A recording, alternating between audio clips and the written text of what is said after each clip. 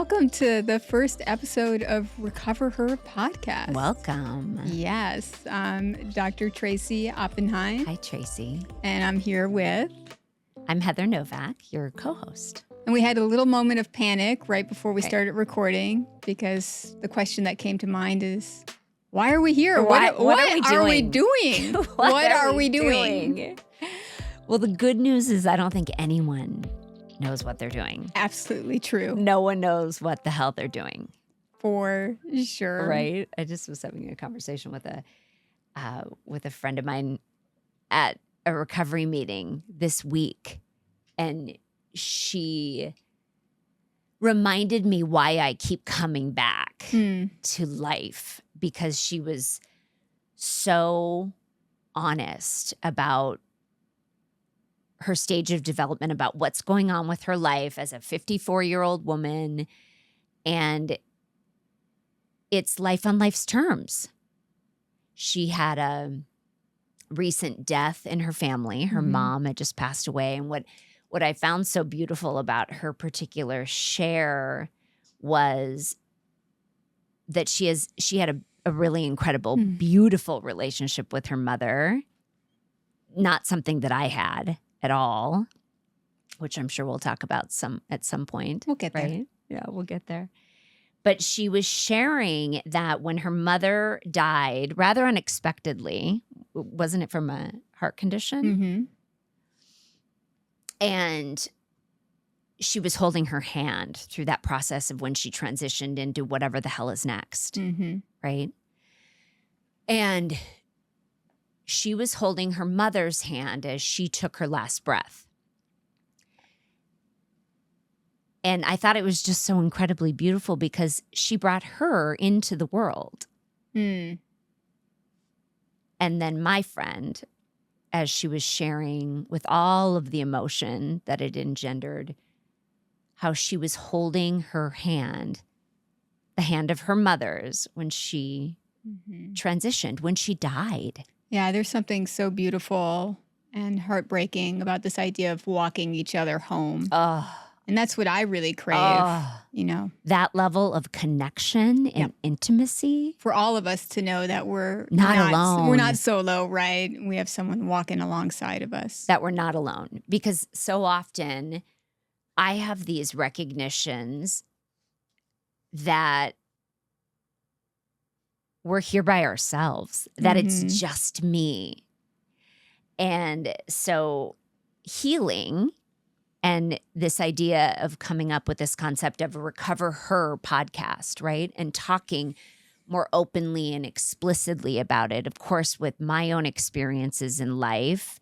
And then you bring so much knowledge and credibility as a psychiatrist. Street cred? You think I have street cred? You not only bring a lot of street cred, and you've got a crazy, yummy style, and a great hairdo. Thank you. You're welcome.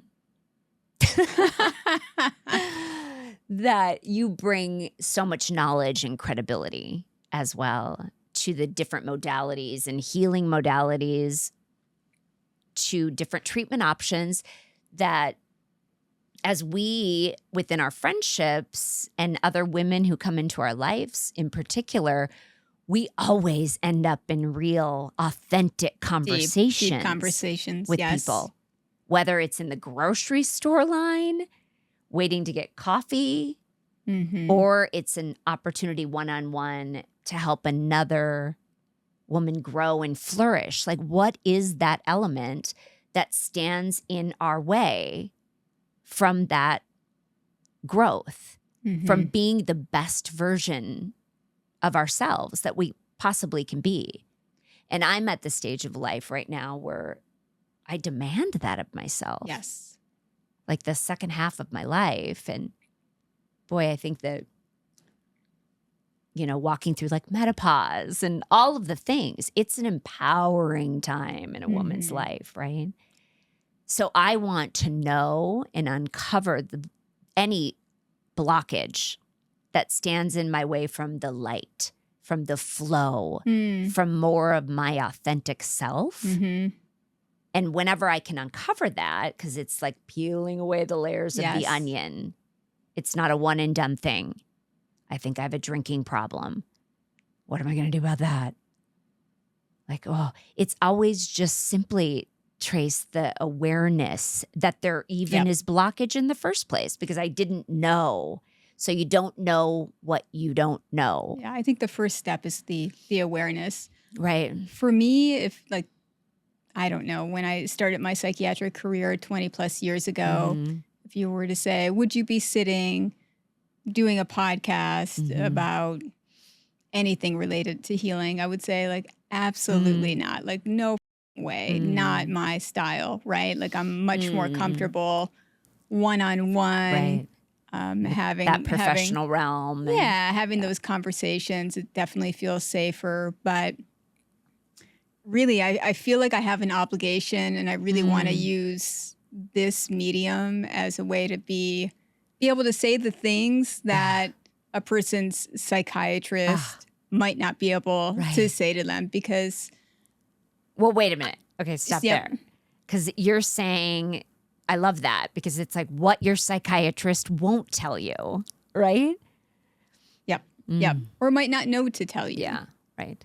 And I think that over the years, so like mindset, right? You finish your training, you want to connect, you want to help people, you have these certain sets of tools laid out for you. Like this is the path to treat depression. This is how you help someone treat anxiety. And you feel really comfortable in that, right? Because it's prescriptive in some ways, right? Like and proven scientifically, this is the path. Absolutely. In medical school, psychiatric training. Yes. Right. And I was like, why aren't people getting better? You know, why? And that's not to say that people have not improved. But when I think about what healing means, so much of what I was taught in traditional psychiatry wasn't getting it done. And, you know, these are really beautiful people, right, that are coming to you wanting to feel better. So that kind of got me thinking, what are we missing, right? And there absolutely is a place for psychiatric medication. There absolutely is a place for understanding what one's diagnosis is.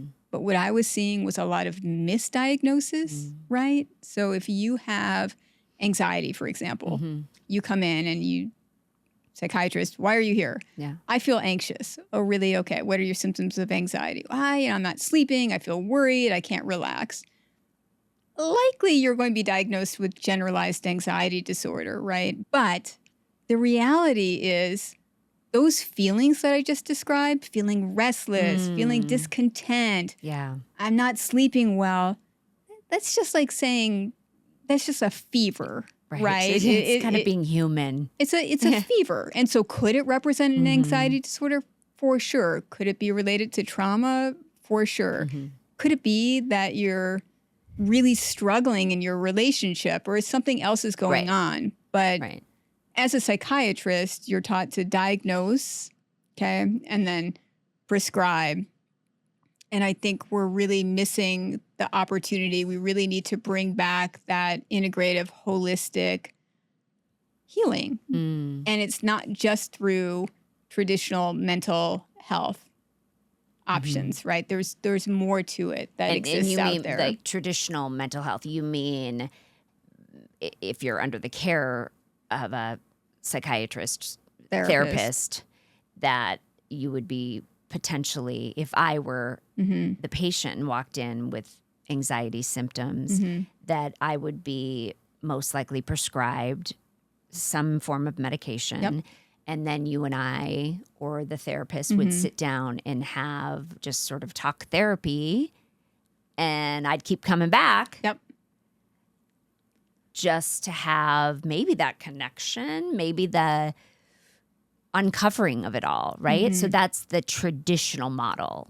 That's the traditional model. And so I, over time, was like, damn, like this is not working, right? Like what I paid a lot of money for in terms of my, my medical education, which is so valuable, and I'm grateful for it. But I'm like, what are we missing? Right. What's missing here? And I think So what is missing? Yeah, I think a lot of things are missing. I think, number one, the person sitting in front of you or with you that's trying to heal, they need to be in the driver's seat. They are the secret sauce. They have the magic inside of them. Sure. And you need to help them uncover their power. Right. But lots of times traditional healthcare is very paternalistic. So the quote patient end quote gets put in a passive role, right? You're coming here because I have the answers. You don't know the answers. I have the answers. I have the prescription, if you will, for healing. And that's simply not true. Number one, we need to help people know their story. So the first part is, what's your story, right? Like, who are you in this world? How did you come to be? Right. And that's my favorite part about being a human and relating to other humans is I want to know your story. Same. So I think that's the first part, right? What's your story? And then... And we all have a story. Oh my gosh, we have... And we all have trauma because we're human beings that were raised by other human beings that are imperfect. And some of us have capital T trauma and some of us have tiny trauma. But nonetheless, we're all human, spiritual beings walking this very human experience is how I like to put it. Absolutely. So when I first got into psychiatry, I was doing traditional psychodynamic psychotherapy, which has its origins in psychoanalysis. So I was seeing people 3 to 5 times a week. Oh, wow. That's a lot of Dr. Oppenheim in your face, right? And hard to have a life outside of therapy then. It was your life. And then this would go on for years. Years? Years. Oh, yeah. I'm more of an instant gratification kind of gal. I want speed healing. And so, I want to be better now. And life doesn't work that way. But that's why I'm interested in so many different forms of healing and or those modalities besides just talk therapy. I spent the early part of my career running a child and adolescent psychiatry unit at the University of Michigan. And that was so beautiful in that we had this amazing multidisciplinary team. And at the same time, really devastating, right? You see these kids in distress for so many different reasons. And, the parts that's missing to that is you're really distilling them down to symptoms, right? Because that's the training versus understanding who their family of origin is. What's the intergenerational trauma here at play? So as I moved further and further in my career, I got more interested in the psychosomatics, mind-body connection. And I was like, we have a body, not just a head. Just the mind. Yeah. And so I did some additional integrative psychiatry training, which was helpful, starting to look at different things. And thank God you did. Yes. Because now you're sitting here today. Gave me a little bit of hope, but yet people still weren't moving forward in the way that I hoped. And then I started to get real curious, and I was like, well, wait a second, right? Because as you like to say, people are often just mirrors for ourselves. Right. And then I started thinking about, well, how am I stuck, genius, right? Like you have all this training, but yet there are so many areas in your life where you're feeling stuck. Or limited or suffering, but you just keep doing the same thing over and over again, which, as we all know, the definition of insanity is repeating the same thing over and over again and expecting a different result. And we all do it to a certain degree. It's like in our DNA, it's in our natural human experience until it's moved into the conscious mind. Yes. And we can make different choices. Exactly. So it's little by little. It's not a light switch. It's not overnight, even though I love those instant gratification moves. And then here's like the cool full circle moment I had, right? So initially my interest was in psychodynamic psychotherapy, right, which has its history in psychoanalysis, which is really dedicated to understanding your unconscious drives. So bringing what's unconscious into awareness so that you can then create change. But like I said, that's a very long, arduous process. And it's also very mind-based. It's, less forgetting, of the body. Yeah, disconnection from less from of the somatic body. Experience. Yeah. And damn, then the psychedelics, right, came back to us. Okay. And I started to be able to explore that as a healing opportunity. And we'll dip into this in great detail. But it's crazy because that really is such a beautiful way to get into your unconscious, but not over 5 years, right? But instant gratification, girl, quicker. The healing with it isn't instant, but you're freed up from that looping, from what we call your default mode network, and you can really experience yourself and other people in such a different way. And I felt a little dumb, to be honest with you, because... Tell me about that. What do you mean?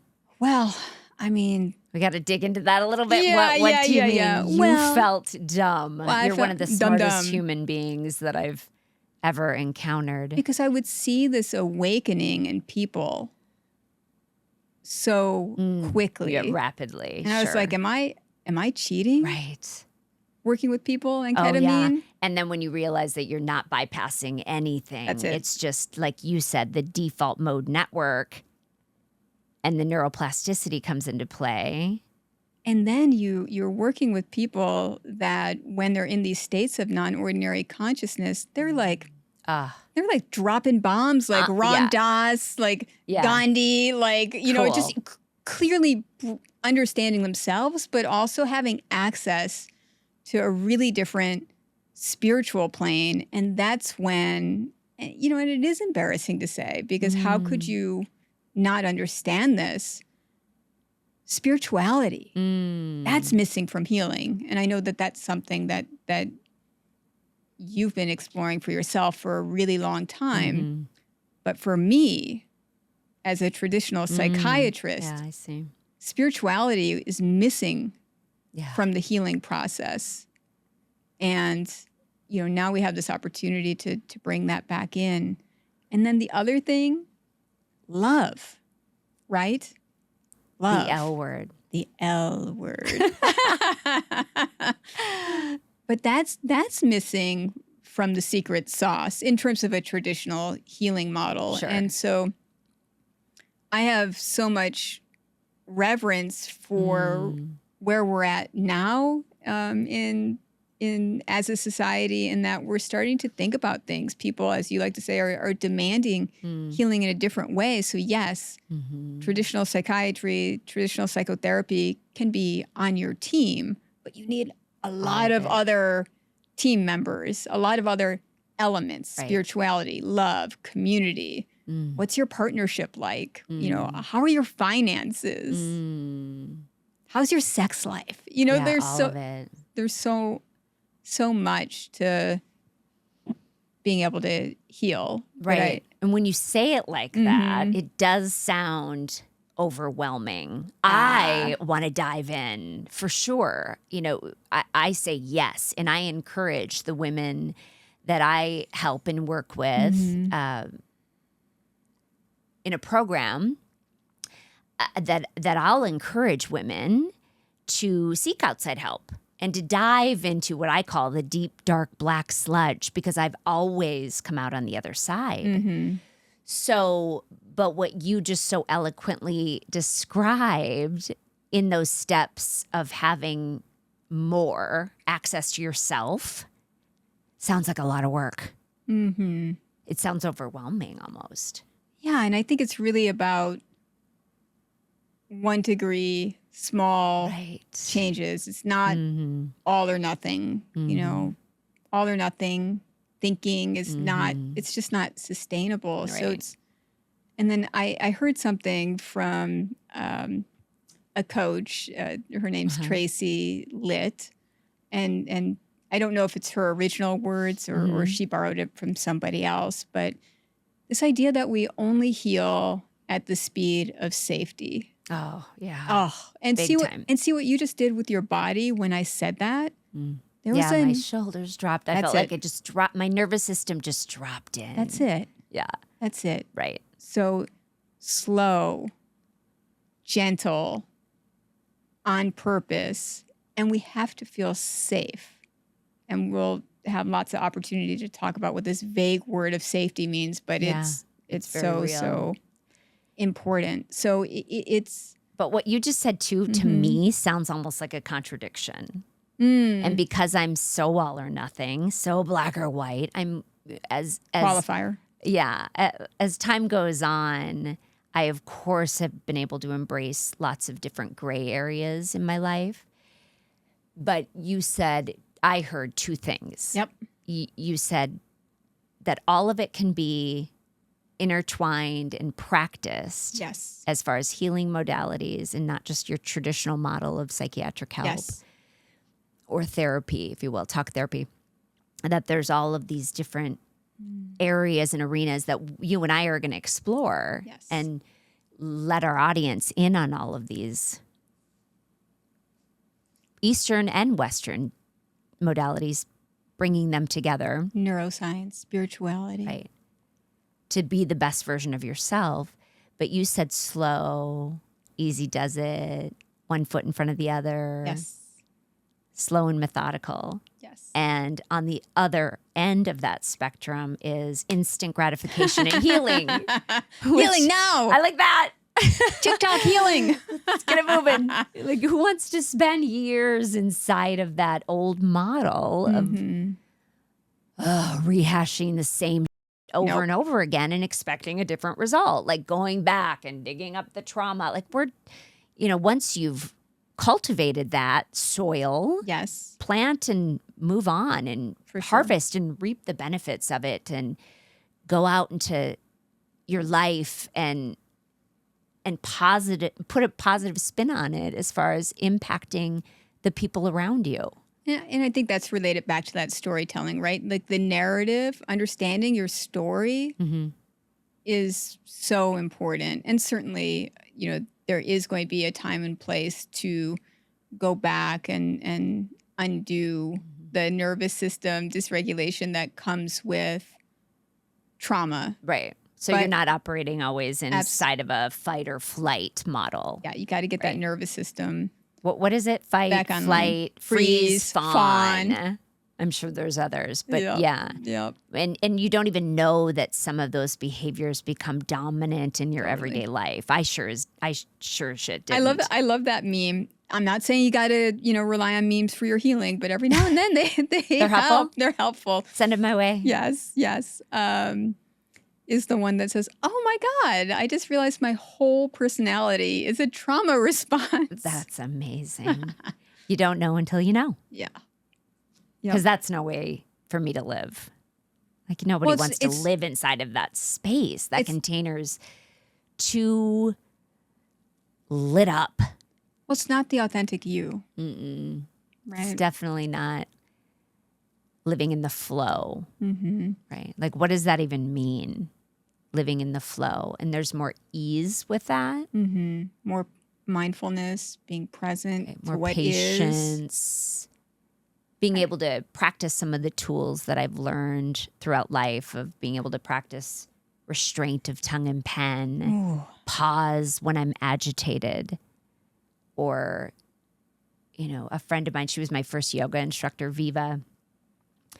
Her husband is a psychiatrist as well. And so she always had some beautiful nuggets that she would share with me. But HALT, my favorite acronym for HALT, is when I'm hungry, when I'm angry, when I'm lonely or tired, to simply pull back, stop, relax, usually say nothing at all. And that's helpful. And do I do that perfectly all the time? Absolutely not. Most of the time I still react. But as I've taken time to heal and to grow, You're finding that pause more. And it's just easier to not be as reactionary, to not be so intensely lit up when somebody triggers me or when I'm activated, because that's just life. That's just life being life, right? And I think that's where this creation of safety is so important, right? Because the reason why the reactions are so big is it's just, a protector, a protector part coming out to keep yourself safe. But if authentic Heather, 50, how old are you? 55? Yeah, funny. Thanks. 50. Just turned 50 and I look 28. Just turned 50. Okay. We'll go with that. But if powerful 50-year-old Heather is in the driver's seat knowing that she's creating safety, your protector parts, they're going to show up less often or with, less of a big. Yeah. Because you're safe. Well, we're going to keep coming back with raw, real, and honest conversations from women like you and I, in the hopes that helps one other person. If the message helps other women to uncover something about themselves that maybe they didn't know, or they can feel safe. I love that word that you keep bringing up. To know that it's okay, because we protect ourselves so much by keeping secrets. That's it. I was just on the same we wavelength. Pretend, and secrets keep you sick for sure. And shame, right? It's shame-based. But if we are a spot and a place at Recover Her and these podcasts where you can just set some of that down, even if you're by yourself, alone listening, and you can find some little tidbit that you can relate to, then that's why we're here. We're here to help. Absolutely. See ourselves in others. Gives us permission to really be who we are without hiding. And I think that's part of why we're putting ourselves in the hot seat, so to speak, to be able to model that and walk alongside, the community that we want to create here. So I think people can expect to hear, a really diverse range of topics. Sobriety is near and dear to our hearts. So for sure, diving into all the aspects of addiction and recovery. But, I think, and I'm still learning, right? Like it's so nice to be able to say, I don't know, right? And I wish we were all more comfortable saying, I do not know. Right. Well, it's interesting, Trace, because the more I learn, and I learn so much from you and from many different people in my life, but the more that I learn, I realize that I know very little. It's great. It's great to not so then not know. We can keep showing up with a beginner's mind and be open and receptive to learning new possible healing tools. So you can anticipate experts coming on and, demonstrating different healing modalities with us online. That's exciting. You can expect to talk about, what we really believe the pillars are for wellness, for wealth. And when we say wealth, that means your relationships, it means your finances. It means, your body, all of your it, spirituality, gut health, brain health. I mean, gosh, you name it. Absolutely. So stay tuned. So as we conclude our first episode, let's leave our guests with 3 bullet points that they can take away from today's episode and keep coming back for the next. Let's do it. So number 1, you absolutely need a community to heal. And we would love for us to be part of that healing community. Number 2, there's more to healing, more options than your traditional model of psychotherapy or talk therapy. Or traditional psychiatry. Right. And number 3? You matter. Your story matters. And I promise you, of course, when you're in safe company, if you can start sharing your story, you're going to help other people share theirs and find their voice and elevate. And it's really, really powerful. What do you like to say? You have to give it away in order to keep it. Yeah. So true. So thanks for joining us on this first meandering episode, and give us a follow if you're so inclined, and keep coming back. Keep coming back. For the real shit. Yes. So we're going to be doing a little fun clip at the end of each episode that's called What Your Shrink Won't Tell You. So if you have any questions that you want Dr. O to answer, write them out. You can reach us and find us. All of our bios are in our show notes at RecoverHER on Instagram, Facebook, TikTok, all of the above, along with our email. So write in your questions so that our in-house Dr. Oppenheim, what your shrink won't tell you. Yeah. Any question. And also, you will have the opportunity to receive some coaching from Heather. Yes. So if you're ready to be in the hot seat with Heather, also please reach out. She will make sure you're taking personal responsibility while offering yourself grace as well. But she's going to keep it real. Hot seat with Heather. That's right. Any questions to either one of us? Thanks. Keep coming back.